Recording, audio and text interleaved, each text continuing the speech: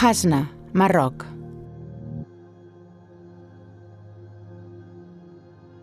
Vaig venir aquí per treballar, com a temporera de la maduixa. Tinc 2 fills al Marroc. El meu principal objectiu és treballar per poder donar-los un futur millor als meus fills. Independentment que la situació a Huelva no sigui bona, mai vaig imaginar que fos tan dolenta.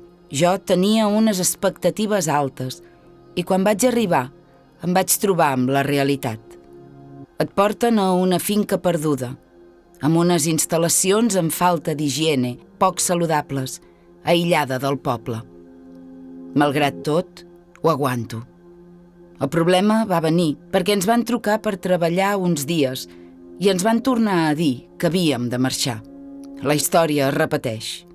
Ens endeutem, patim per aconseguir aquests diners i ara mateix estem en un limbe, no sabem on anar. Quan l'empresa ens va deixar de trucar perquè ens volien retornar, vam decidir marxar, abandonar. Ens vam quedar al carrer. Una persona voluntària em va oferir casa seva per passar un temps. Sense la seva ajuda hauria estat tot impossible i vull agrair-li a aquesta persona tot el que va fer.